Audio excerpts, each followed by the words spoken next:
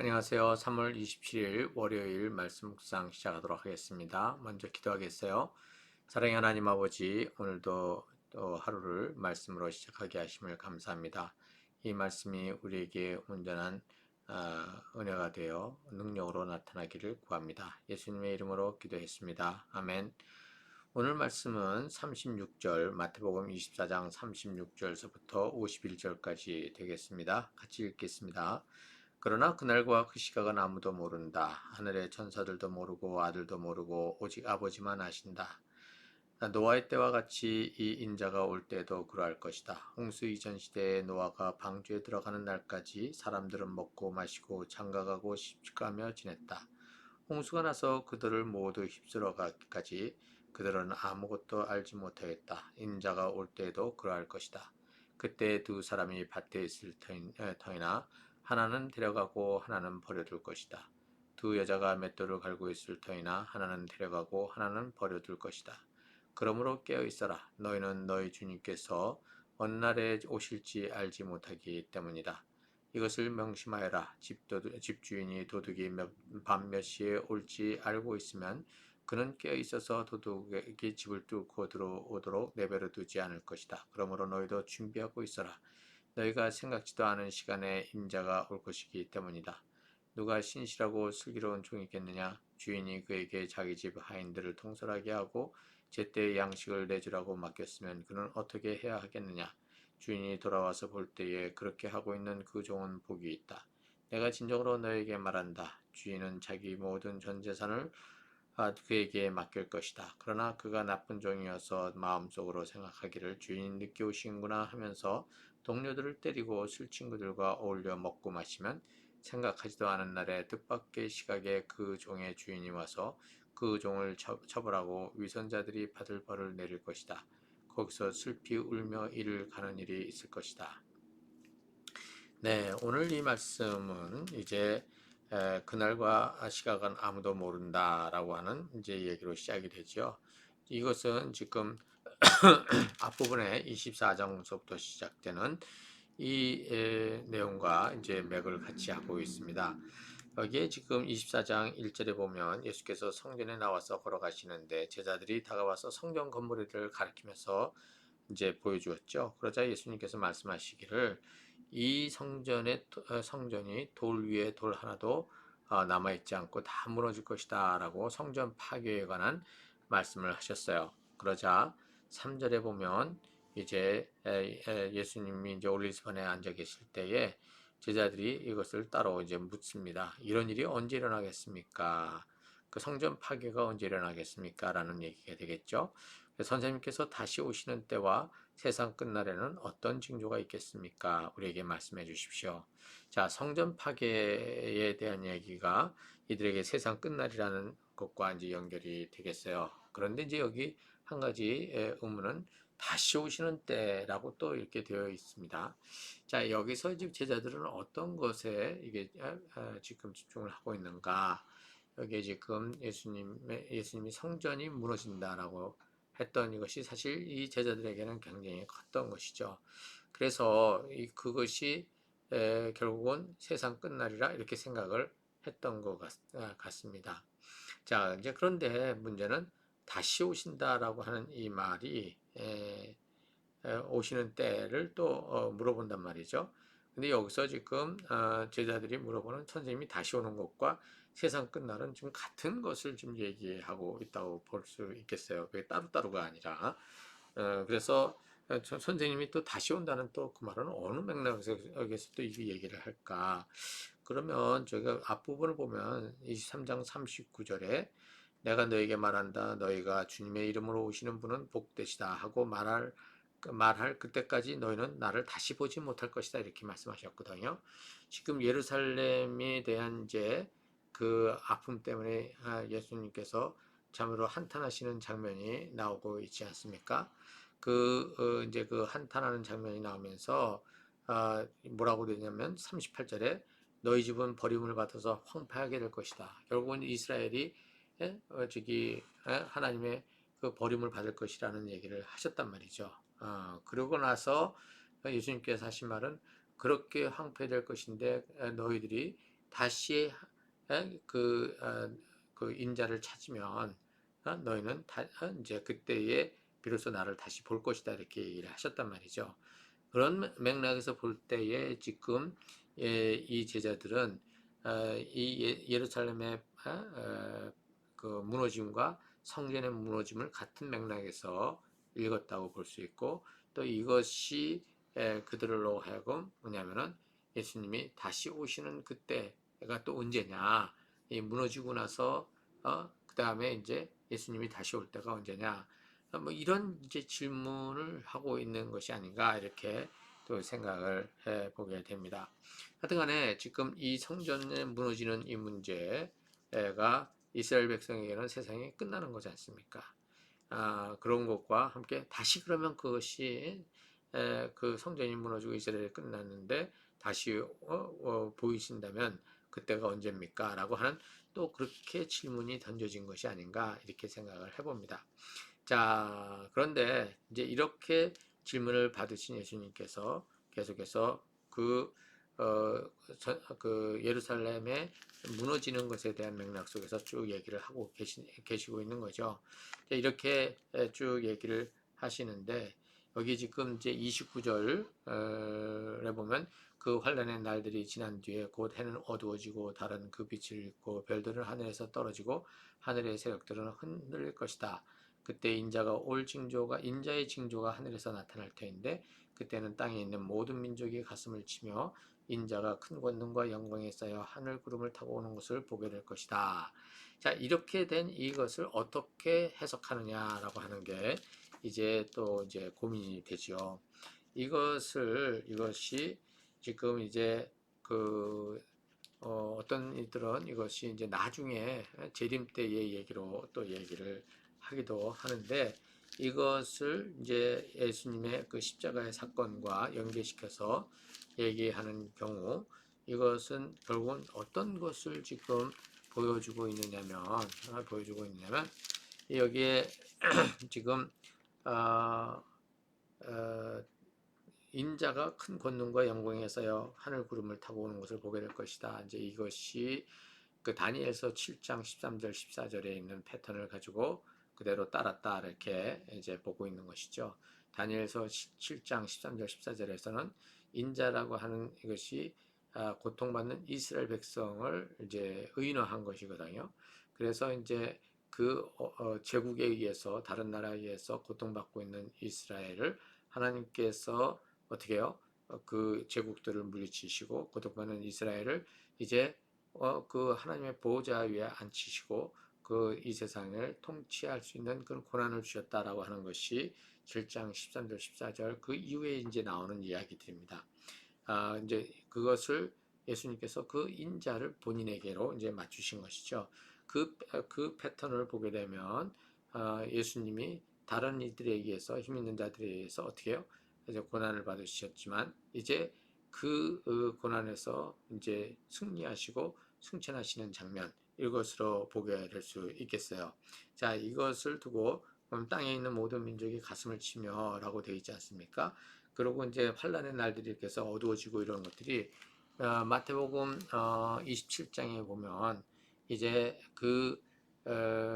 어떤 일들이 벌어지냐면 51절 7장 27장 51절에 보면 그런데 보아라 성전 휘장이 위에서 아래로 폭이 찢어졌고 그리고 땅이 흔들리고 바위가 갈라지고 그 다음에 쭉 내려가면 그 백부장과 그와 함께 예수를 지키는 사람들이 지진과 여러 가지 일어난 일들을 보고 몹시 두려워하며 말하기를 참으로 이분은 하나님의 아들이셨다 했다.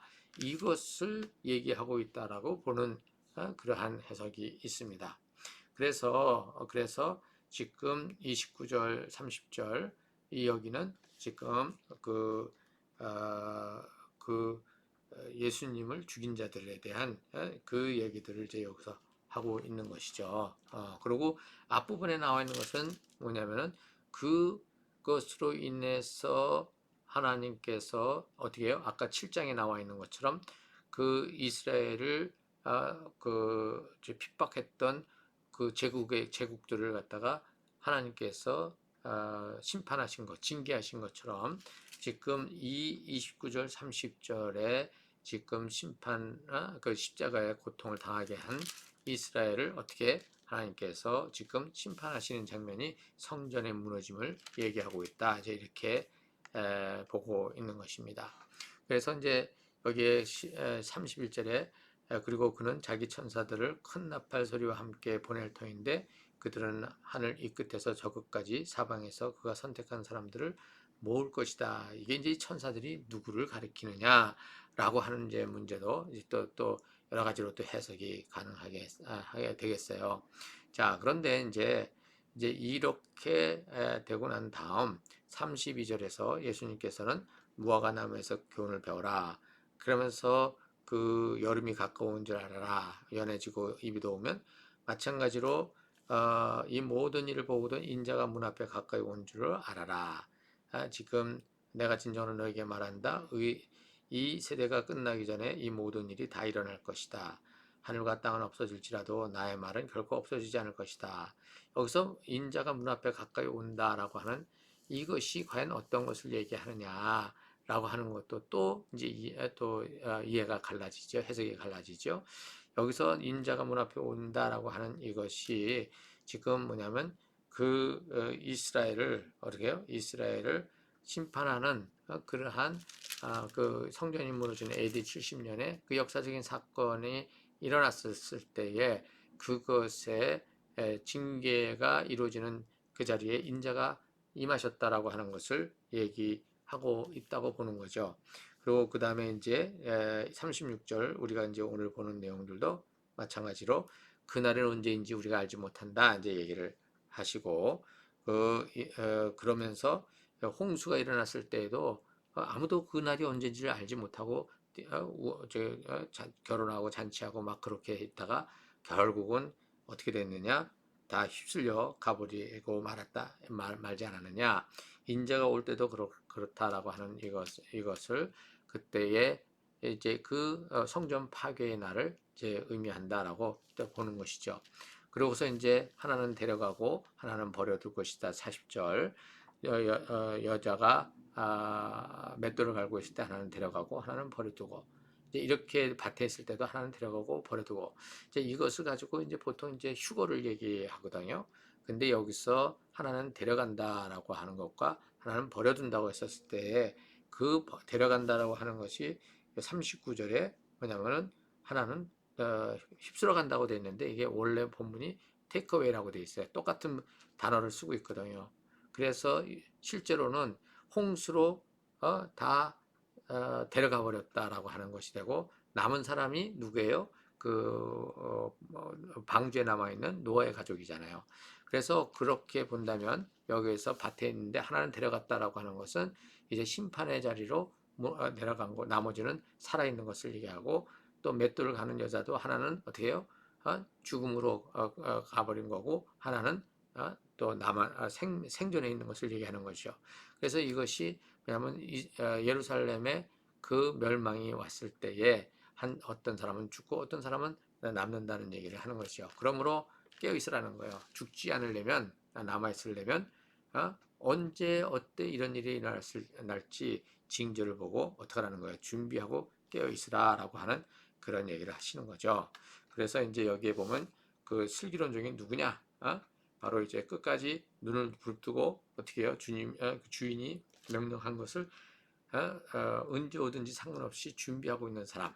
이 사람은 남는 거고 그렇지 않은 사람은 테이크어웨이 된다는 얘기를 하고 있는 것입니다. 51절까지 그 내용이죠. 그래서 지금 25장도 계속해서 그 성전에 무너지는 이 사건과 연계해서 이렇게 보는 경우가 있고 또 한 경우는 이제 지금 앞부분에 여기 31절까지는 그 성전의 무너짐에 대한 얘기가 되어지지만 그 다음에 여기에 나오는 그 인자가 이제 문 앞에 가까이 온다. 그 다음에 이제 여기 나오면 30절에 인자가 올 때 할 때 그 헬라어 단어가 퍼루시에라고 하는 그러한 헬라어를 쓰고 있거든요.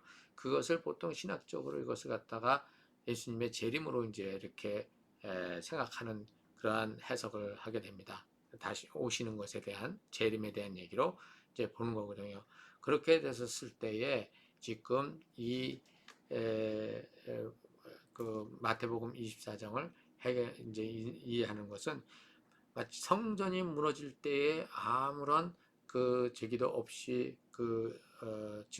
어떤 온다는 약속도 없이 갑자기 밀어 닥치는 것처럼 이제 예수님의 재림도 아까 얘기했던 그 언제 다시 오시겠습니까? 라고 했던 그것을 이렇게 재림으로 생각한다면 언제 다시 오겠습니까? 했던 그 재림의 때도 언제인지 알지 못한다 라고 하면서 항상 깨어 있으라고 하는 그런 의미에서 지금 이것이 이해가 될 수 있겠다라고 두 가지의 견해가 있다는 사실, 이것은 여러분들이 읽어가면서 어떤 것이 더 중요한지를 살펴보면 되겠어요. 그런데 저는요, 이것을 이렇게 쭉 25장까지 해서 역사적인 사건으로 그 70년대에 일어난 그것, AD 70년에 일어난 것으로 보고, 그 다음에 이것을 현재 우리에게 적용한다면 이제 앞으로 예수님께서 재림하실 때에 계속해서 이러한 그 언제 일어날지 모른다는 것을 우리에게 적용을 해본다면 그대로 적용이 될 수 있다는 생각이 듭니다. 그래서 이것을 두 가지로 이제 역사적인 사건으로 제안하느냐, 아니면 이것이 역사적인 사건과 그다음에 재림을 가지고 얘기하느냐, 두 가지를 얘기하지만 두 가지 다 저에게는 무엇으로 오냐면 이제 과거에 그것을 예수님께서 말씀하셨지만 그것을 현재 우리에게 적용한다면 언제 우리 주님께서 다시 재림하시는 그날을 기억하고 그것을 준비하는 우리들의 어떤 삶의 적용으로 잡을 수 있다. 저는 그렇게 생각을 합니다.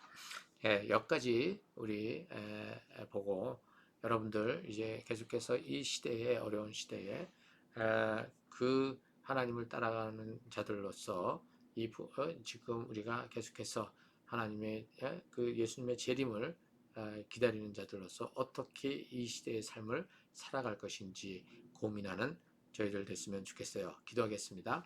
사랑의 하나님 아버지, 오늘도 우리에게 주신 말씀을 묵상하며 다시 한번 우리가 하나님의 사람으로 살아가는 삶을 어떻게 잘 준비하고 걸어가야 될지를 아버지 생각해 봅니다. 아버지가 함께 해주시고 우리가 그것을 온전히 잘 살아갈 수 있도록, 그래서 아버지 하나님, 이 세상이 하나님의 그 세상으로 아버지 정말 바라볼 수 있는 그러한 은혜가 영광이 있기를 주여 간절히 바랍니다. 예수님의 이름으로 기도했습니다. 아멘.